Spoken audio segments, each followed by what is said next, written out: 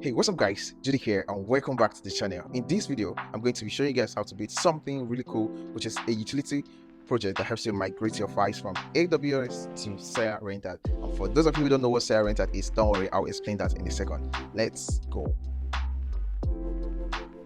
Alright, so here's what we're going to be building today. Here we have a simple web application, which in my opinion, I think is looking pretty decent, right? So I'll go ahead and explain what's going on here in a bit. First of all, let's get started. So I'm going to click on this start renting, and it's going to ask us for our passkey, right? Passkey is basically like your password for you to access your files stored on renterd.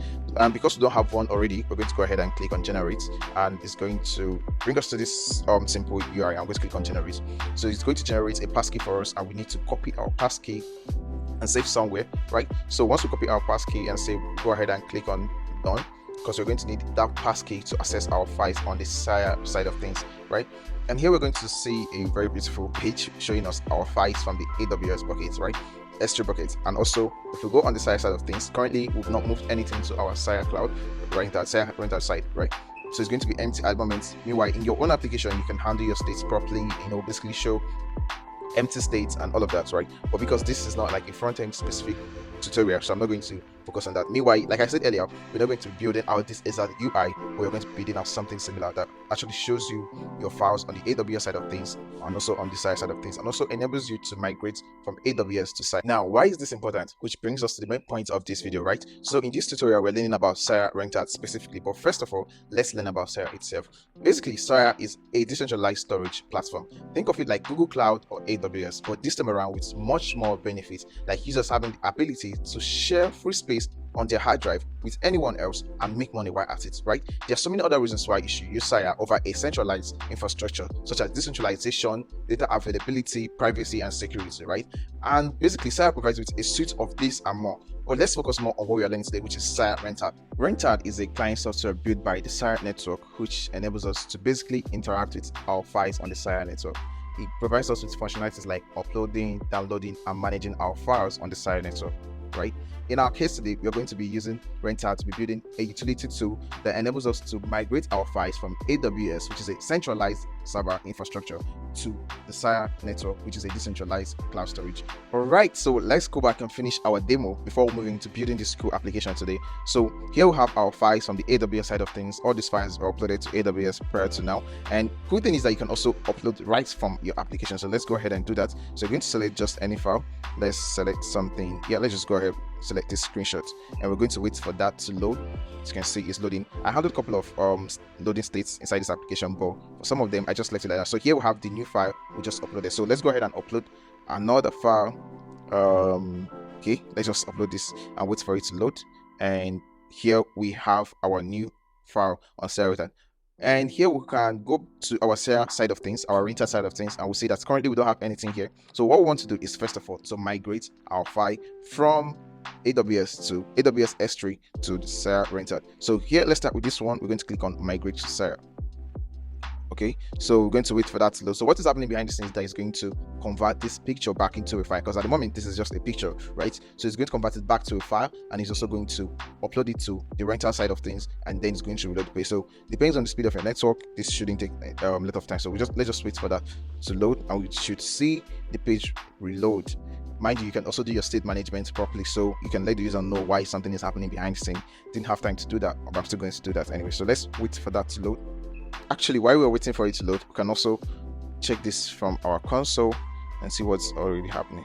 Okay, right, so here you can see downloading done, files downloaded successfully. So uploaded successfully. We're not downloading again. So we've successfully uploaded to renterd, so we're downloading again. Once this downloading is done, the page is going to go ahead and refresh, and you can see that there we have it. So our page has refreshed, and if we now go over to the side of things, you're going to see this new file, and you can also delete from here directly. So let's go ahead and upload something else. So let's upload this particular one. Let's migrate to Sarah. So it's going to go ahead and take the same process. Let's open the console as well and see what is going on behind the scene.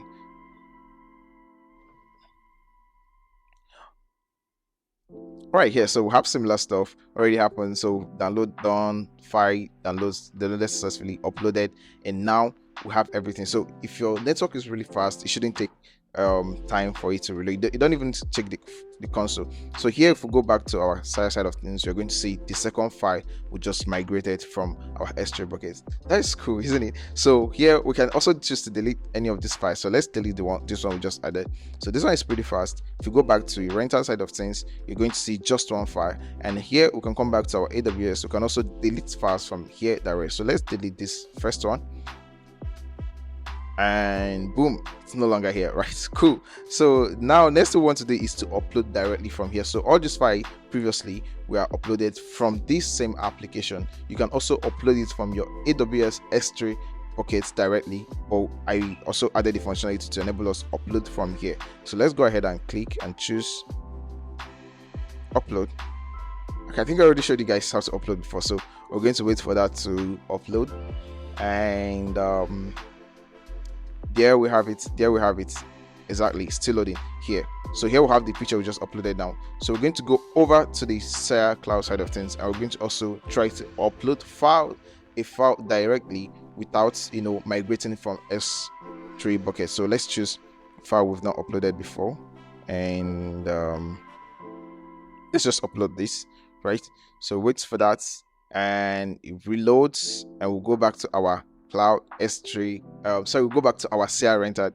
We're going to see the new file we just uploaded, right? So here I optimized this application for just images, and in my to-do list I plan on handling the states properly and also previewing other files. Currently you can upload any file, to be honest. You can upload literally any file, but for you to preview it on the browser here, currently my code handles the images to display properly and not other files. So if we go ahead and upload, let's say we'll upload let's look for something else that is not an image.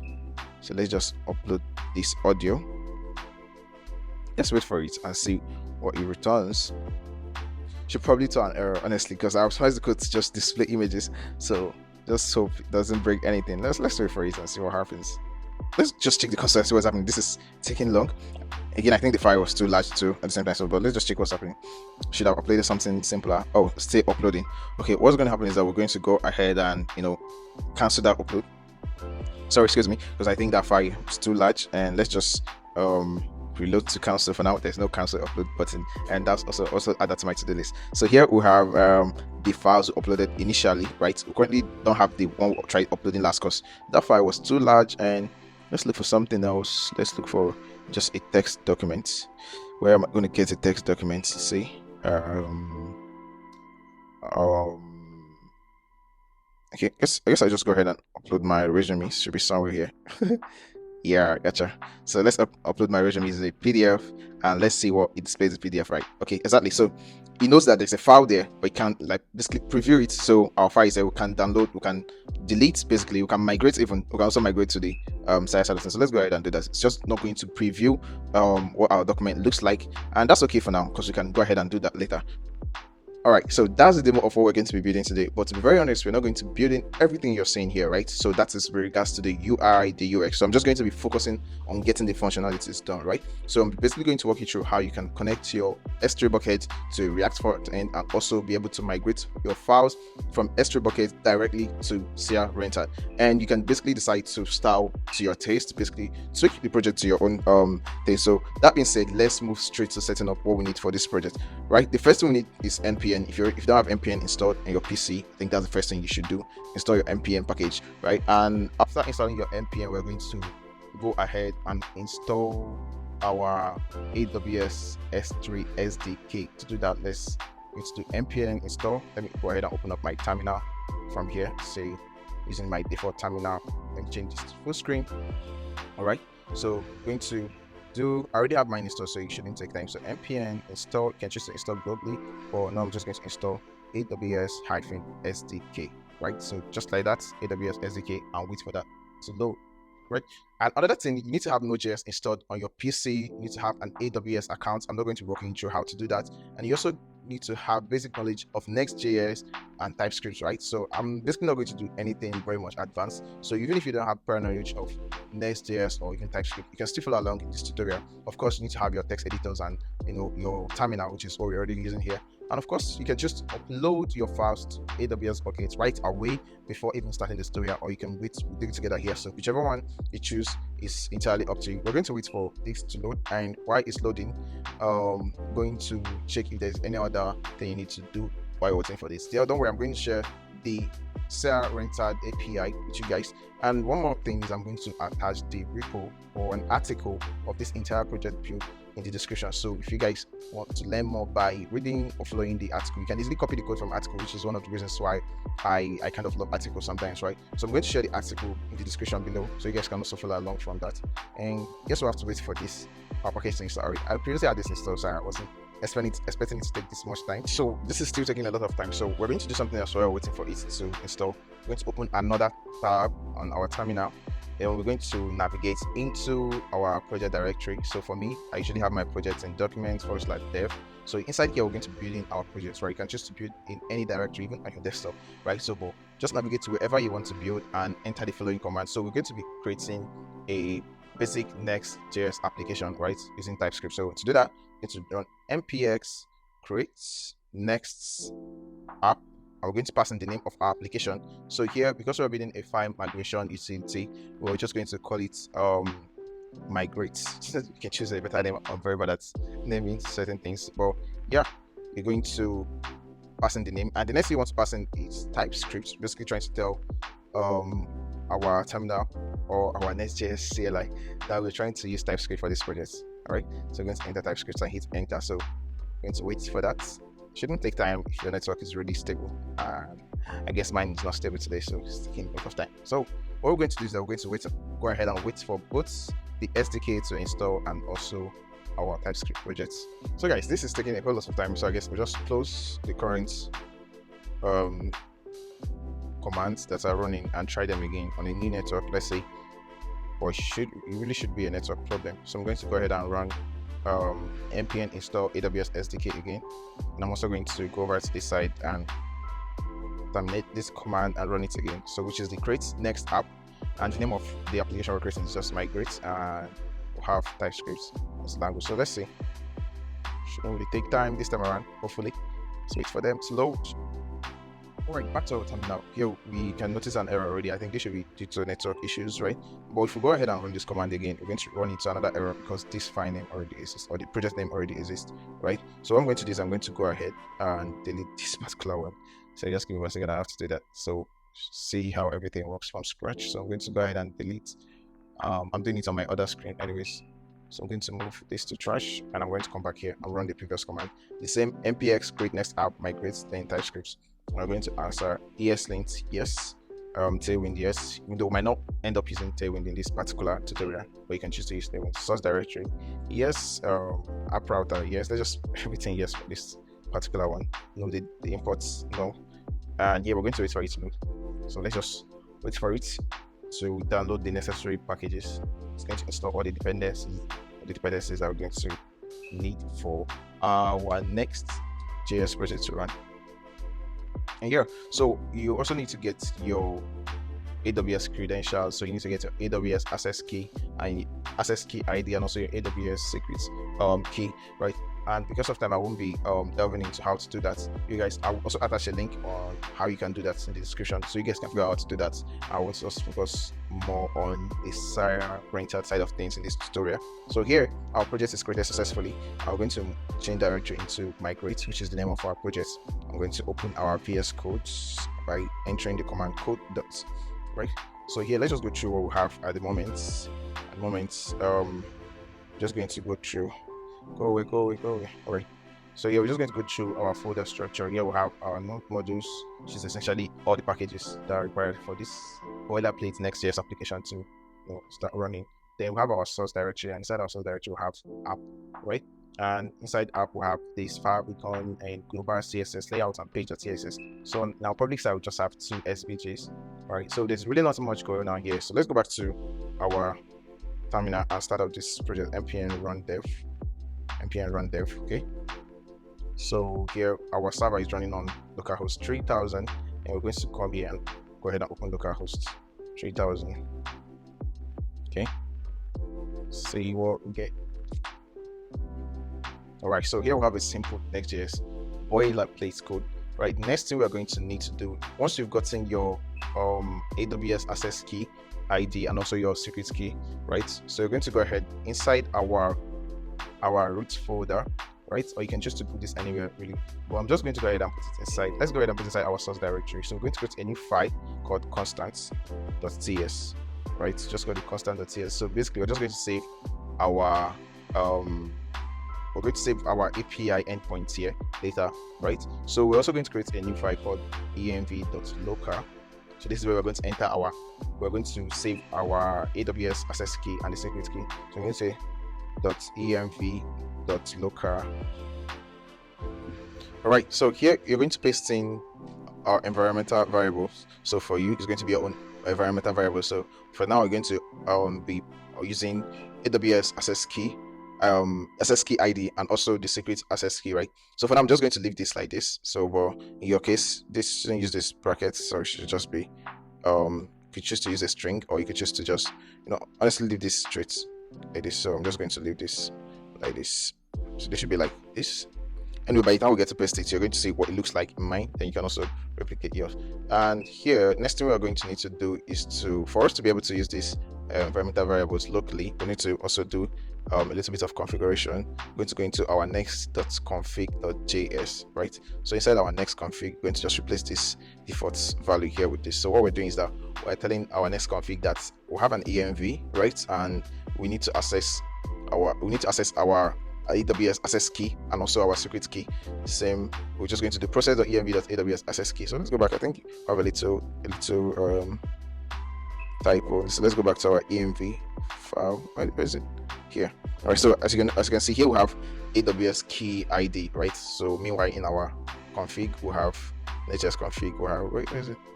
We don't have any ID, right? So we just have AWS key. So we're just going to go ahead and edit this, our env here. Let's remove the ID here. Right, so we don't run into a couple of issues when we start writing our main code or testing out. Then next we're going to do is to create utility files here. I've already written all this code, so what I'm going to do is I'm going to paste the code and explain to you guys what is going on. Right, so inside our source directory, let's create a utils folder this time around, not a file, utils. Right, so then inside our utils folder, we're going to create two utility files. First is going to be for S3 bucket, then second is going to be for our CR renterd. So let's just go ahead and name this S3 utils.ts. Then let's also create the second one. Let's just call it CR utils.ts. Right. Then inside our S3 utils, I'm going to go ahead and copy this code. The code is actually self-explanatory, but I'm going to go ahead and explain what it does. Right. So here I'm going to have okay, I guess I copied some of the wrong stuffs. Sorry about that. Okay, guess we're good now. So here I'm going to go ahead and paste in this code and go through what it does. So first we have we're importing our AWS from our SDK. Remember when we installed the AWS SDK, and here we are configuring our AWS, right, using our access key and our secret key, right? So we're also setting our region, we're also setting our signature version. So we're using v4 and our region is UST. You should also be mindful of this region. Please make sure that it's the same region as the one in your basically in your console. Please make sure that it's the same. And here next we have our initialization. So we're initializing S3 buckets here. So AWS.S3. So at this point, we basically have an instance of everything in our S3 buckets, and we can either update, download stuff from it. Okay, let's go ahead and check the next thing. Next thing is to handle S3 files, right? So here we're handling the delete S3 files. Sorry, let me just update the comment. Handle delete S3 files. So here we are deleting S3 files. Sorry, it's flying around. So here we're handling the deletes, right? So what are we doing here? 1 second. Gotcha. No. All right. So here what we're doing is that we're handling the deletes, right? So as you can see, we're just basically setting params and we're also calling the delete object function on our S3 instance, right? And we're passing in the param. So, and the param here is our bucket name, right? So we are going to also need to create a bucket on our S3, right? So I also attach a link on how to do that below. Honestly, don't want to delve into AWS side of things because of time, and I'll also attach resources on how you guys can create a bucket on AWS, right? S3 bucket specifically on AWS. So you're going to need to attach the bucket name here, right? And then once you have the bucket name, you're going to need to attach there for you to be able to delete, right? So you need to also attach the key of what you want to delete, the particular item, the particular object you want to delete. So that's why you have to set up this param. You can really do it inside here as an object, but it's really neater to handle it as a separate object and then pass it as a parameter here, right? So you're going to call the method delete object and pass in the parameters what you want to delete. You want to delete this particular key from this bucket, right? So I'm going to still change this bucket name to my own bucket name so that you guys can see how everything works, right? So but first let me just explain all the functions here. And here also handle download, handle download S3 file. Wait, what am I doing? Handle S3 file upload. That means this first one was right. Actually, I didn't read that properly. So handle S3 file deletion, and this one is handle S3 file upload, right? So here we have download from S3, which is same as what we did, like similar to what we did initially, right? But here we're passing the parameter to be our bucket. Now what we're doing is that we are downloading all the objects inside this. We are listing all the objects inside this bucket, right? So we have a method called list objects, which essentially returns all the objects inside our S3 bucket, the particular one that we've initialized, right? And here we have returns a promise, right? And we'll have to resolve that promise. So here I'm running a couple of functions to map through the ones that are returned and also convert the URL file. So this is a helper function, right? Which I don't think it's inside here. Okay, it's inside here. I didn't put in a separate file, right?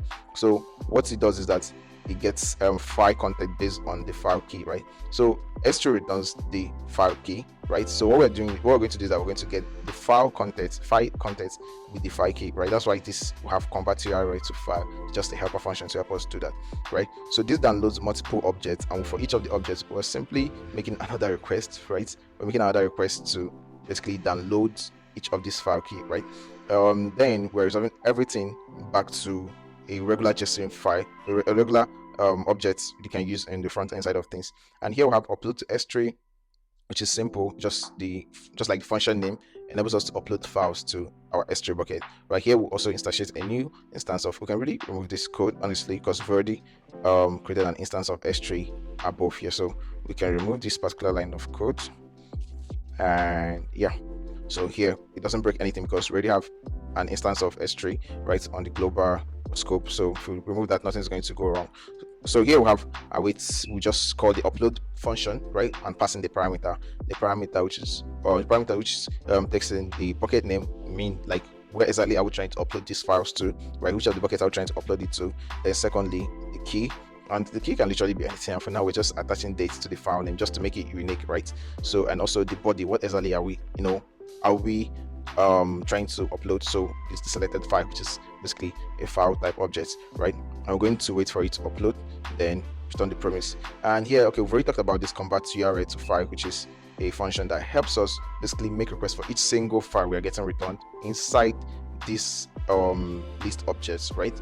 And then we're going to move on to, don't worry, by the time I come back to this code, modifying something like our bucket name, and we test it out, you pretty much understand how each of these functions work, right? So next thing we need to do is to go ahead and update our CI utility file.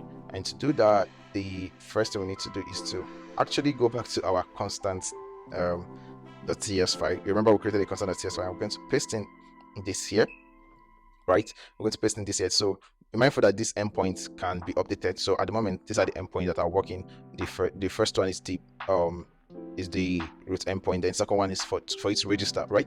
And by the time you're watching this video, this endpoint might be updated. So you might need to go and source the updated endpoints so that your code will work properly. But at the point of making this video, these are the two endpoints that are working at the moment. So we're going to be calling this. We're trying to make our code look neat as neat as possible. That's why we're creating this constant file so that we can just basically import this API endpoint wherever we need to make use of them, right? So we don't have them repeated everywhere on our code. Right, next thing we need to do is to go into our server side of things, because now this is where we're going to need to make use of this API endpoint.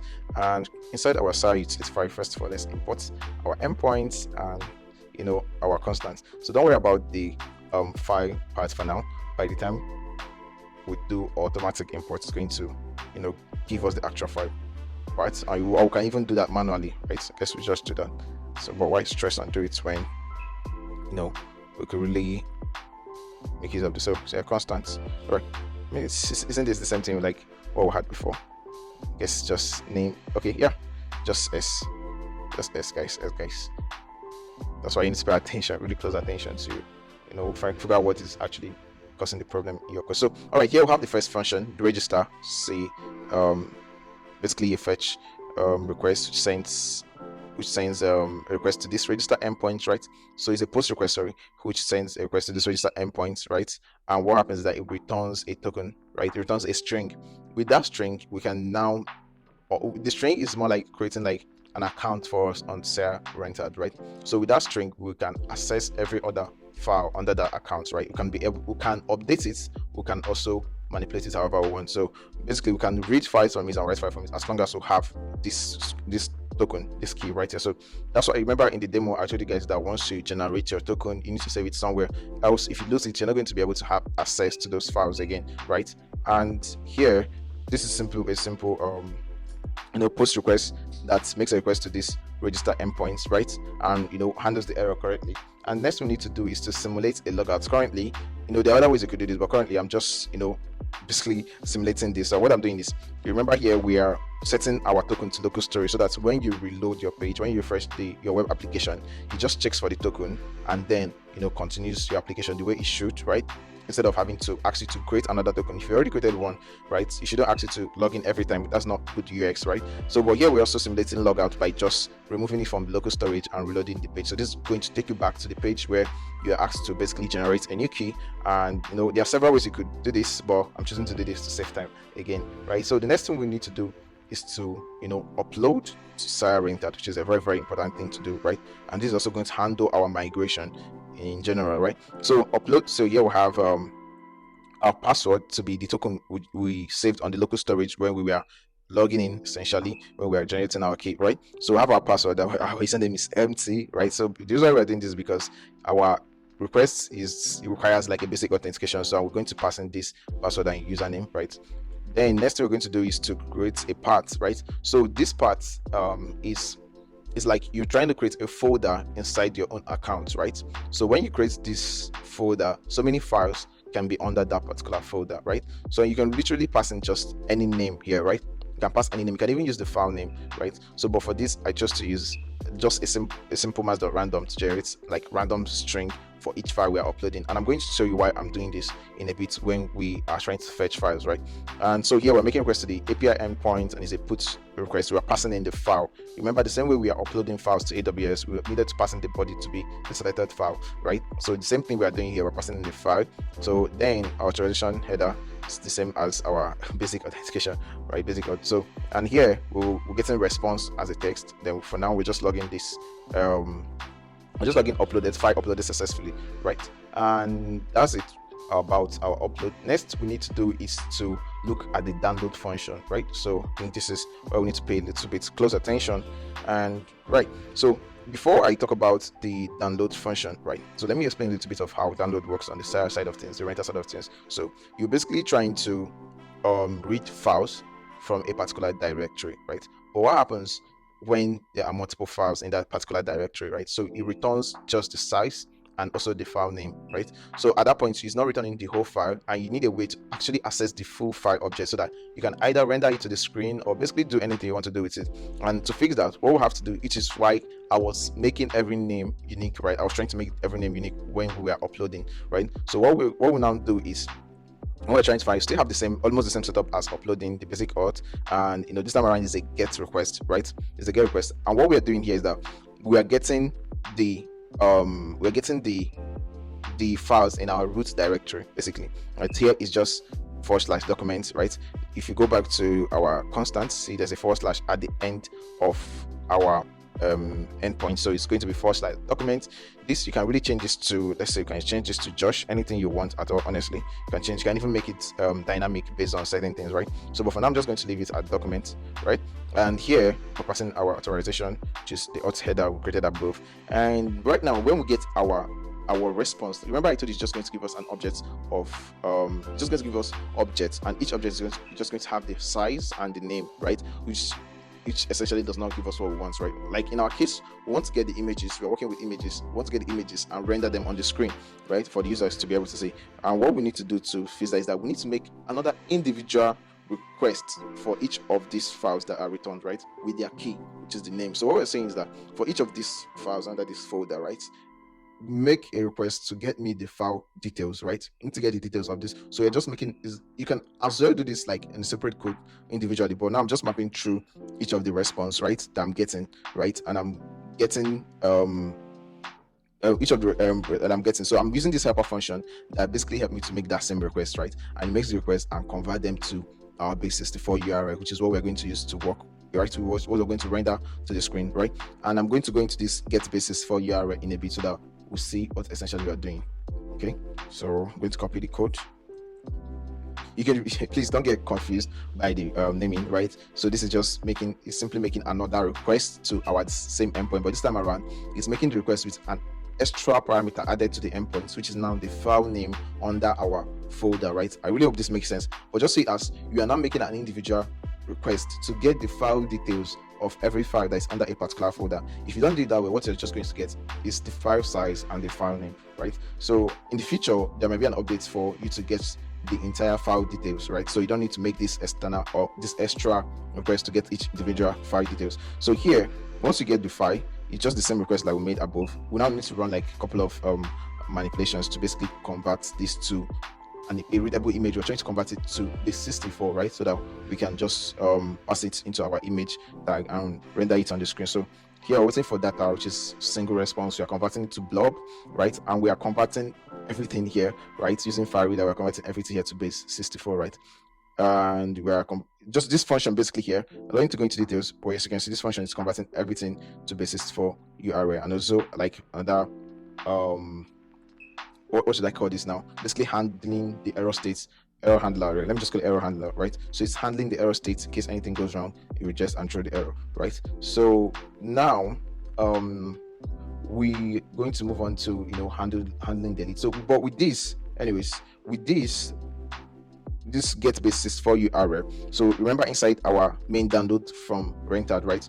We're calling this get base 64 URL for each of the files, for each of the response we are getting, right? And we are returning the name to be the response.name, the URL to be response.name is the actual response.name we get initially, right? And the URL is equal to whatever we get from this function, which is get base 64 URL, right? So we are passing it as the URL here, right? And we are returning the URLs, which is going to be essentially an object of all these things, right? So here we need to move on to next, which is the handle side delete, right? So handle side delete is just simple, self-explanatory. We're just passing the key and we're passing the method is the delete request, right? So we're passing a method to delete, right? And basically async and async awaits, right? So here using .fetch.then and sorry, this is not async await, using .fetch.then. Oh, one sec.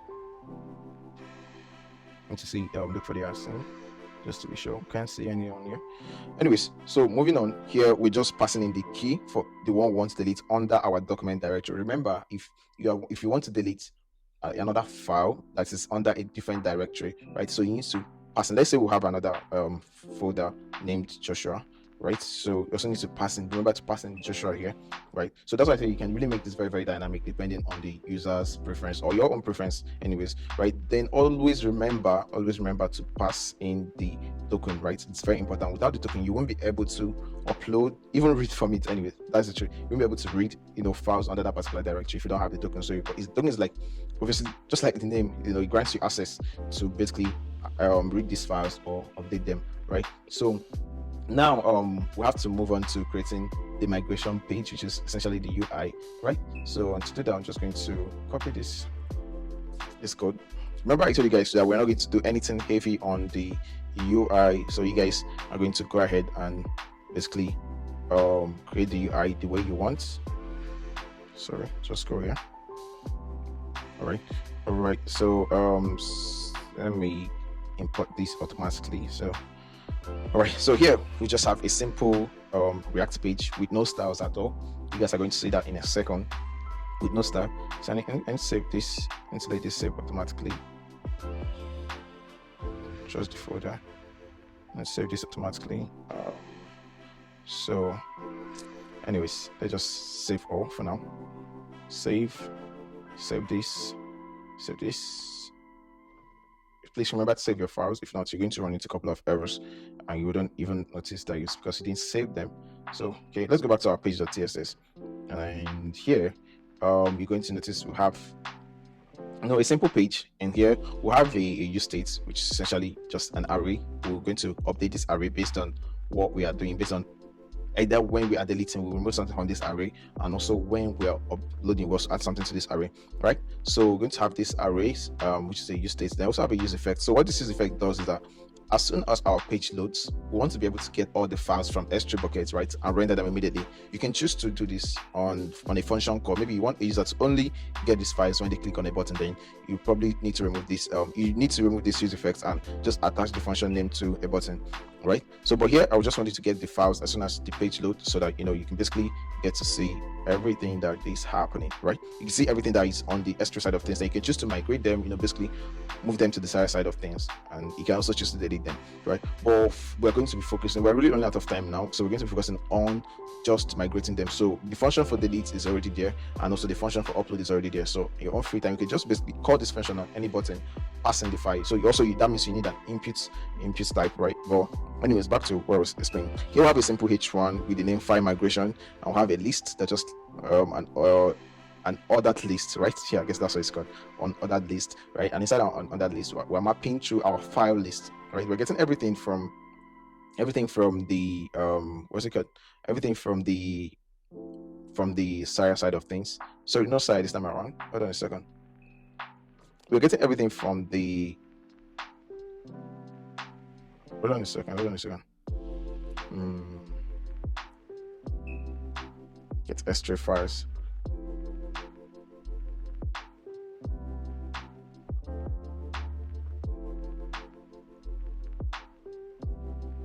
All right, okay, we are getting everything from the S3 buckets, right? So we're downloading from S3 and we're setting it to S3 file list, right? So for now we're going to log this. So what I want us to do right now is just go ahead and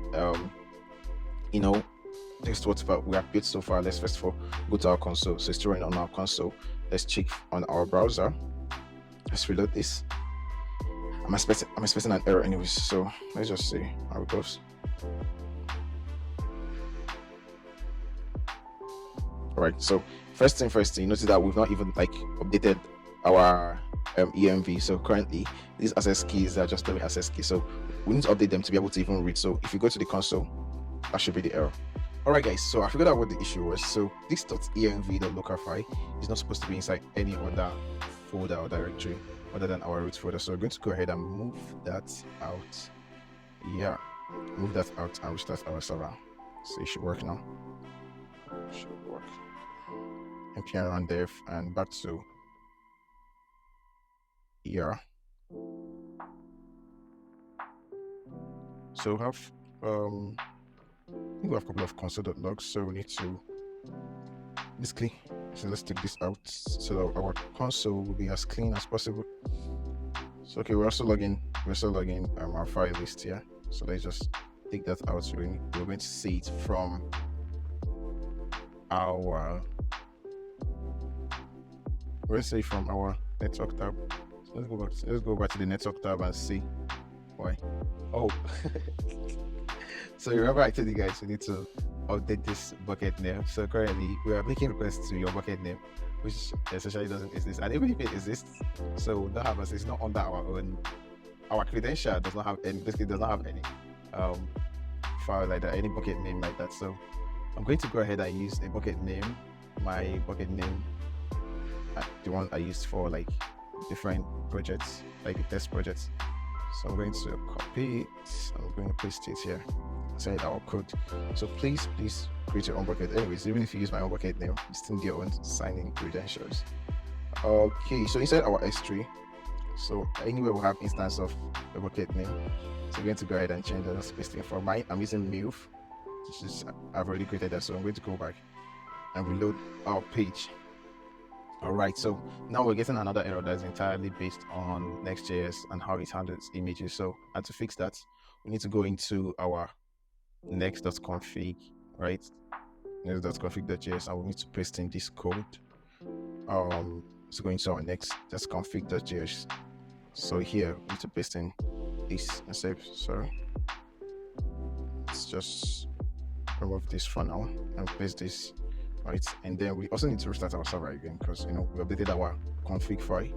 So let's restart our server and go back to the browser and reload. All right, so now we should have all the pictures that are previously uploaded to that particular bucket, right? And in your own case, you might need to either upload them manually into your S3 bucket, or you can also do them from here. All right, so now we have the images, but for some reasons they're not displaying. Well, at least now we're getting the list of the images. Now we are sure that everything is working on the S3 side of things, right? So let's reload one more time just to see. And okay, now it's showing the images, right? Our page is black. Let's go ahead and change that to white. I think it's inheriting a style from somewhere. So let's go to layout. Yeah, comment out this global CSS and go back, reload. Yep, everything is back to white. I think it's better like this, so we get to see everything we're doing. Now over to the S3 side of things. So now we are fetching our files, right? Over to the side of things. Now we're fetching our files from the S3 bucket, right? So what we need to do is to also see whether we already have. So in our own case now, we don't already have any file on our side of things, just on the renter side of things, because we've not uploaded anything yet, right? So but we're going to go ahead and upload, right? And also read from it. I can easily just click on the migrate button to handle migration, which we've not written the function for yet, but we're going to do that in a second, right? So now remember, for us to do anything on the side of things, we need that authentication key, right? So and for us to do that, we're going to simulate a login, which is just basically add this button. I guess we just add it after our and then you have this register function, right? So I'm going to go ahead and we're going to go ahead and import it from, we've already written this register function inside our Sire utility file, so we're going to import that. So now if you click on this register button, so let's go back to our UI. We're supposed to see this register button. So what's happening now is that if you click on this register button, it's going to basically create a token for us. And don't worry, we'll handle the images display later, right? So for now, if you click on this register button, it's going to create a token for us. So with that token, we can now use it to make other requests. So, and the cool thing is that we've already written a code to add this to our local storage, so we don't need to do any extra stuff. So getting an error. Let's see why error. One error. Okay, let's check from the console. It's not showing on the network tab. See what it is about. Saying bad requests. Internal server error. Okay, let's reload this again just to be sure. And let's clear the console. Should be network anyways, my opinion. And okay, I think let's go to the what is it called? Let's go to the network tab and also clear this.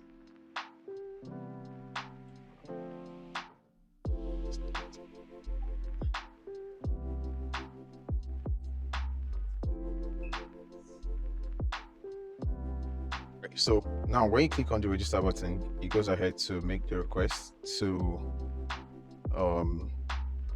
sell renterd, right? So basically we are making this request. Now we are getting a response, and this key, or rather this token, is being set to our local storage, right? We're already written the code to handle that. Let me go back and show you guys where we are doing exactly that. So inside our sell utils, we're going to have the register. We're going to see the register. Here should be our first function. So let's go ahead and remove this console.log here. So this register just makes a post request to this endpoint, and then returns the token. So the token now is in our local storage. So let's go ahead and reload, right? Reload. So next thing we need to do is we need to be able to read files, right? We need to be able to read files from our CR renterd, right? So we are now assuming that we already have something there. So the same way we read files when we load this page, we also want to read files from the side of things, right? So to do that, first of all, we need to create the state for it, right? So let's go ahead and let me just copy this code and paste here, so save time. So inside our pages.txt, at the same position, or just below our initial state, the one we set for our file is. So we're just going to add another one this time around, just give it a separate name, And then inside our use effects, we're going to, basically do the same thing we're doing for the S3 side of things. So here we need to import this function, right? We need to import it, and then what's going to happen, we also need to display whatever thing that is inside this, whatever thing we get. So it's basically calling this function, and it's resolving everything that is getting there into this files too, right? And it's setting our CR files into files too, right? And here inside our ordered lists, we need to create another ordered list. Yeah, I'm going to paste in this code, right? So let's just call this section renterd file. Renterd file, right? So here we need to, let's just refresh our page to see what is happening there. We'll come back to the code and explain. So on the top side, we're going to have our files from S3 bucket. Then on the downside, we're going to have our files from the renterd. Sorry guys. And that's simply what this code here is doing. Just the same thing we're doing here, but this time around we don't have any migrate button. So this button migrate essentially is just trying to help us migrate so to CR renterd, right? And if you go back here, you notice that there's an error on our network tab saying not found. So what is not found? We're essentially trying to get this we're trying to get files at this particular location, right? And they currently don't exist. So what we need to do is to try uploading, right? Let's try migrating. So currently inside our migrate, we have just console.log, right? We need to change that to this. Let's change that to this. I will not import this. All right. So let's go back to our page, our web app, and try to migrate a file and see if we run into any error. Okay. So let's see if we run into any error. Let's try to migrate the first one, the very first one. Click on migrate.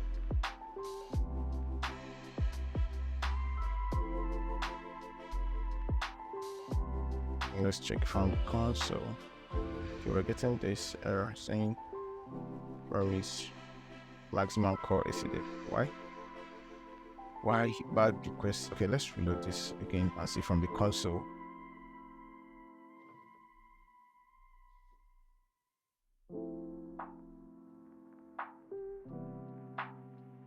See from the console. Saying bad requests for gets better. So we get a couple of errors in our console. So this one simply doesn't just exist. So let's just clear this and try migrating a file and see.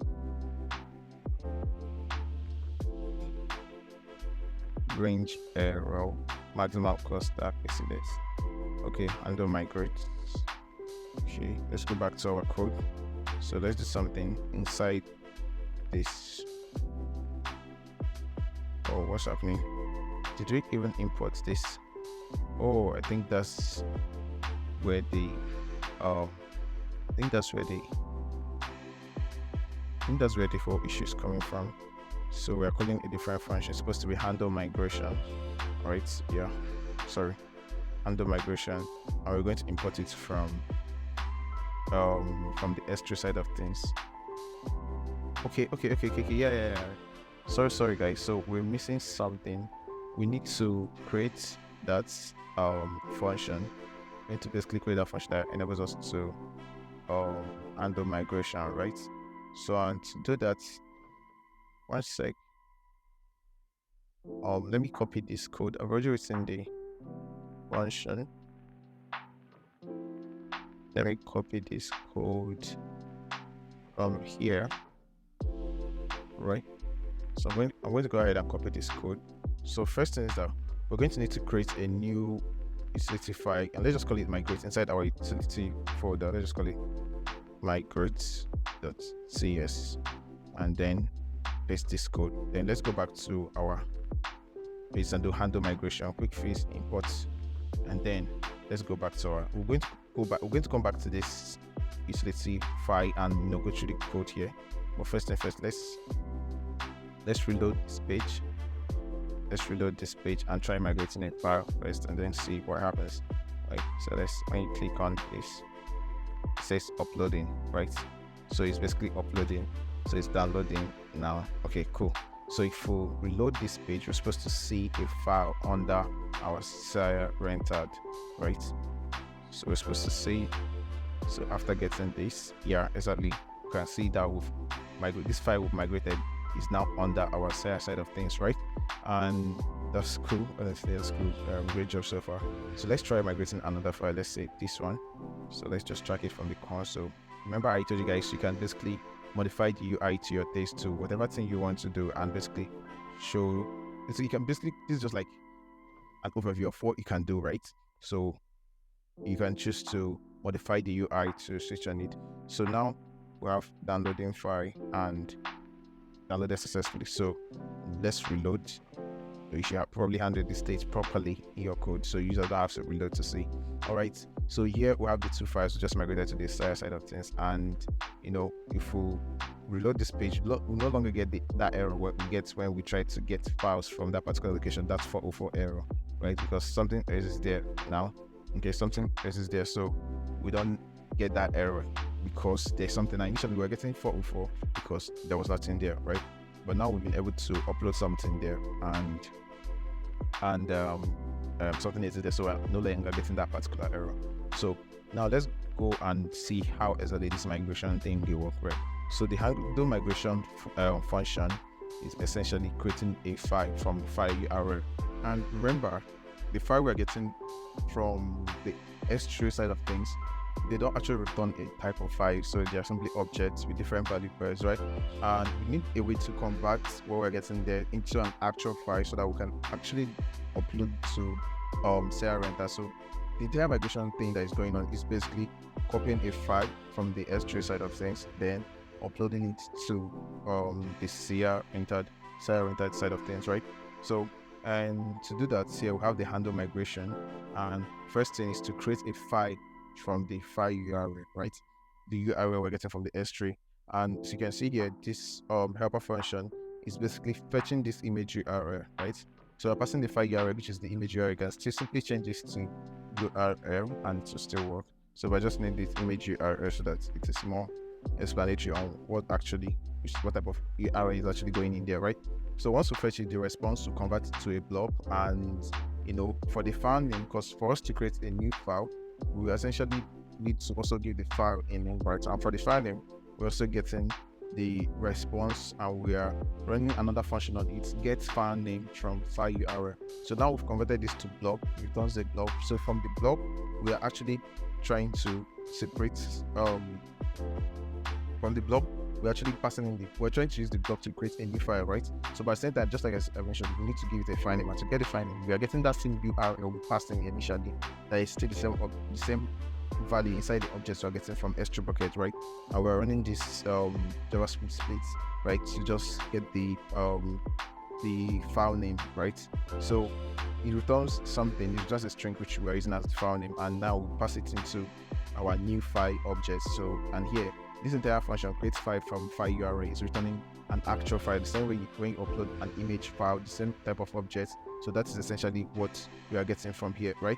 And next thing we are doing is that we are doing .then after creating the file from the file URL, we're doing .then, essentially waiting for it.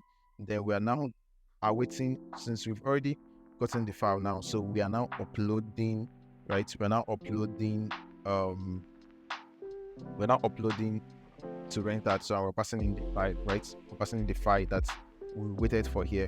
So we're uploading to renterd, and again we're downloading for renterd. Again, this download is just for us to verify that what we uploaded is there. So once we download, we get the list of whatever thing we had there, plus the ones we just uploaded recently included, right? So this is essentially what this whole utility file is doing. And just to give a summary of it, here we are just converting the file URL we're getting from S3, and we are converting it back to a file and giving it a file name. So all right, so let's go back and test for the last time to see. So we're just going to reload the page to make sure that there is no error, and here I'm going to migrate one more file. So you can also add another button, right, to enable you migrate. So I guess that should be the last thing. Let's just go ahead and just do that. Let's just go to our page and on the SEA side of things and add, let's say, input type of file, right? So let's just go with this type of file. Then we're going to have to basically pass in not a parameter, just to get just keep my mind. One sec, let me get this on. Okay, shit. So property, right? So let's handle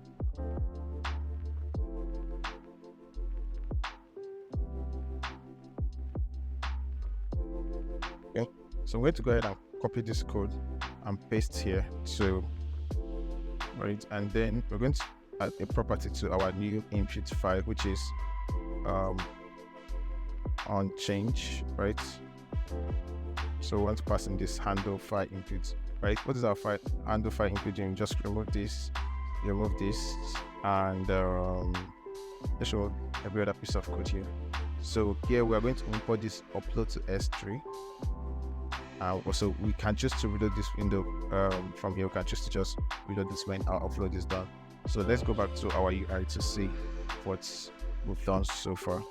Let's click on reload and click on choose file. So let's choose an image file, say this. And here in our console, you can see uploading. So if we also go to the network tab, let's also go to the network tab. So it's creating a unique file name for our file. I think that at this point it has downloaded. Okay, this is the uploading section, right? So wait a second. Okay, let me just clear the console and upload a new file, and let's see it's together. So I'm just going to go and select any random image and just select this.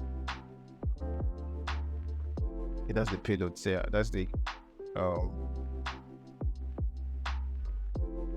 so let's see, takes time. Yeah, so successful. So it takes a little bit of time depending on your network. So here we've uploaded to renterd directly, and we can reload this page to see all the files we uploaded to renterd. Oh, sorry. The function we called here, we're uploading to S3, not CR renterd. So here we're going to let's go and copy the function name for CR renterd. Okay. So you upload to renterd. Sorry guys, that was a mistake. So we're going to replace this. Yeah, that's all we need to do. Just replace this and make sure we are importing it. So we can go ahead and remove the previous one. But anyways, that's it's still good because you guys now know how to upload to S3 Bucket directly from your React, right?